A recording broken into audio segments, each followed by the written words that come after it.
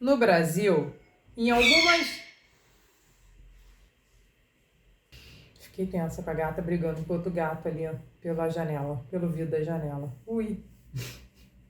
Um gato expulso, outro preso, prossigamos. Olá pessoal, sejam bem-vindos ao canal Vida na Umbanda. Eu sou Jana Mendes e estou aqui para mais um vídeo para o nosso canal. Hoje, além do nosso lançamento, nós temos também uma comemoração. O canal alcançou a nossa meta inicial de 1000 inscritos e eu quero, já nesse momento inicial do vídeo, agradecer a cada um que se inscreveu, que compartilhou com os amigos, que pediu para os amigos se inscreverem e que nos ajudaram a alcançar essa meta. Muito obrigada, muito obrigada, muito obrigada. Eu deixo registrada aqui a minha gratidão. No vídeo de hoje, nós vamos falar sobre um santo que nós celebramos no dia 4 de outubro, São Francisco de Assis, um dos santos mais conhecidos e queridos da Igreja Católica. Então, vamos conhecer um pouquinho da origem, da história e da trajetória desse santo que inspira tanto amor, tanta devoção, tanta fé em muitos corações. Bom, e não esquece, enquanto rola a vinheta, se ainda não se inscreveu, se inscreve no canal, ativa as notificações para ficar por dentro quando tiver vídeo novo, curte, comenta, compartilha com os amigos, ajuda a gente porque apesar de já termos conquistado aí a nossa meta inicial, a gente quer continuar crescendo. A gente quer crescer mais e mais e mais e mais. Vamos pro vídeo. Vem com a gente.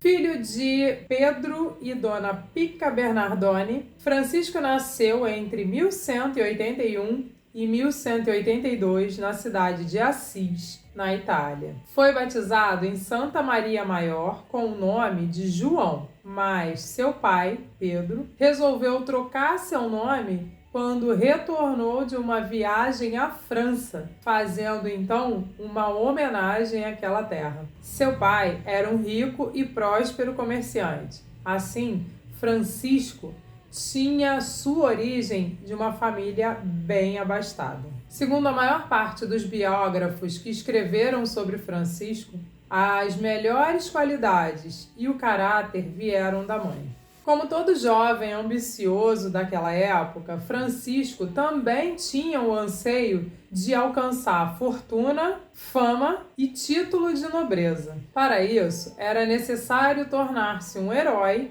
em uma das frequentes batalhas que ocorriam naquela época. Por isso, em 1201, motivado por seu pai, Francisco partiu para uma guerra que os senhores feudais declararam contra a comuna de Assis. Entre 1202 e 1205, encontramos um Francisco muito inquieto, não pela doença que foi acometido nessa época, mas pela busca incessante do verdadeiro sentido da vida. Ele decide ser cavaleiro e vai, em nome da honra, defender a igreja e seus interesses, convocado pelo Papa Inocêncio III. Ele chegou à cidade de Spoleto, porém, sintomas de febre não permitiram que Francisco pudesse partir. Ali, afirma ter ouvido a voz do Senhor, com quem dialogou. E o Senhor lhe perguntou: Francisco, o que é mais importante? Servir ao Senhor ou servir ao servo? E Francisco respondeu: servir ao Senhor, é claro. Então por que te alistas para servir ao servo? E Francisco então pergunta: Senhor, o que quereis de mim? E a voz do Senhor responde: volta a Assis e lá então te será revelado. Em 1206, passeando a cavalo pelas campinas de Assis, Francisco avistou um leproso, a quem lhe pareceu repugnante aos olhos e ao olfato. Porém, movido pelo amor de Deus, ele parou, pegou seu dinheiro, colocou nas mãos daquele mendigo e deu-lhe um beijo. Comentando então sobre esse fato depois, Francisco disse: o que antes me era amargo, agora me soa com doçura e amor. Pude então me desvencilhar do que era da terra para entregar-me definitivamente apenas àquilo que vem de Deus. Pouco tempo depois, entrou na pequena capela de São Damião, que estava destruída pelo abandono. Em oração e meditação, ouviu a voz do Senhor que mais uma vez falou com ele: Francisco, vai e reconstrói a minha igreja, que está em ruínas. Seu pai ficava cada vez mais furioso com a decisão de Francisco. Assim, resolveu pedir ao filho tudo o que havia lhe dado de volta. Francisco não hesitou e, diante do bispo, devolveu ao pai tudo o que estava com ele. Despiu-se de tudo até ficar nu e disse: até esta data chamei de pai Pedro Bernardone. Daqui em diante não terei outro pai senão a Deus, o Pai Celeste. Afastou-se então de sua família e de seus amigos e passou a dedicar-se ao cuidado aos leprosos e à reconstrução das capelas da cidade. Quando já estava quase terminando a reconstrução da capela de Santa Maria dos Anjos, perguntou-se o que faria a partir dali. Foi então numa missa que, durante a pregação, ele ouviu: sem túnicas, sem bastão, sem sandálias, sem provisões, sem dinheiro no bolso. Tais palavras tocaram o coração de Francisco de tal forma que ele, enfim, encontrou a resposta que tanto buscava. Eis aí o sentido da vida de São Francisco de Assis. Essas palavras soaram como uma luz na vida de Francisco e ecoaram tão fundo no coração que ele disse: é isso precisamente que eu busco. É esse caminho que eu quero seguir. Sem demora, então, Francisco começou a viver como o faria por todo o resto de sua vida. A partir de então, Francisco saiu a pregar o Evangelho do Cristo, sem nenhuma intenção de alcançar seguidores ou discípulos. Porém, logo se juntou a ele Bernardo de Quintaval e depois Pedro de Catânia. Assim, encontrou o que buscara a vida inteira. Em 24 de fevereiro de 1208, conseguiu então fundar a Fundação da Fraternidade dos Irmãos Menores.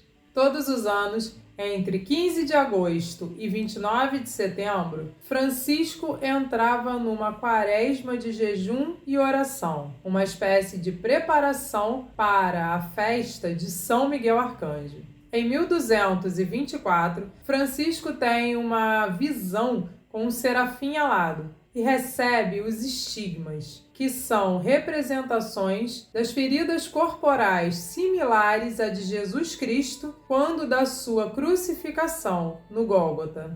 A partir daí, seu estado de saúde piora muito e, no final de agosto de 1226, ele pede para ser levado à Porciúncula. No dia 3 de outubro, Francisco morre e é sepultado no domingo seguinte na igreja de São Jorge, na cidade de Assis. Francisco foi canonizado em 16 de julho de 1228 pelo Papa Gregório VI. Também foi elevado a padroeiro principal da Itália em 1939 pelo Papa Pio XII. Tornou-se padroeiro dos animais pela sua estreita relação que tinha com os animais, com a natureza, com o meio ambiente, já que tinha um amor infinito por todas as obras de Deus. No Brasil, em algumas linhas de Umbanda e alguns segmentos do Candomblé, São Francisco de Assis é sincretizado com o orixá Xangô.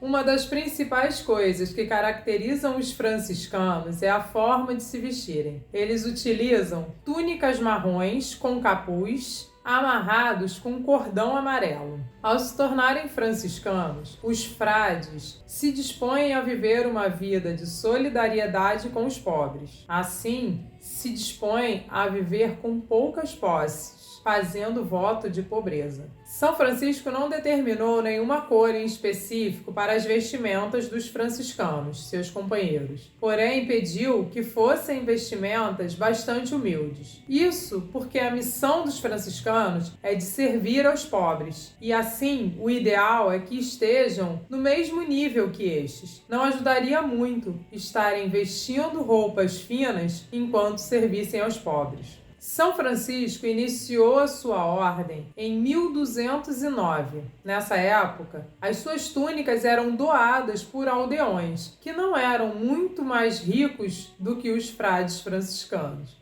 Naquela época, os tons mais comuns utilizados pelos aldeões eram diferentes tons de cinza e marrom, dependendo da origem da lã. A lã não tingida era o que havia de mais barato disponível na época. Os franciscanos não se preocupavam tanto com a cor das suas vestimentas naquela época, mas que elas fossem funcionais e confortáveis. Entretanto, conforme a sua influência foi aumentando, o marrom se transformou na sua cor principal. A cor servia também a um outro propósito. Quando a ordem começou, os franciscanos viviam cuidando dos leprosos numa colônia chamada Rivo Torto, próximo à cidade de Assis. E também viviam cruzando a região montanhosa da Úmbria, razão porque muitas vezes eles dormiam deitados no chão. A cor marrom das túnicas dava a impressão de que eles permaneciam minimamente limpos. Já no que diz respeito ao cordão amarelo, ele ajuda a manter a túnica fechada nos dias de vento. E os 3 nós representam a pobreza, a castidade e a obediência. 3 pedras angulares da ordem franciscana.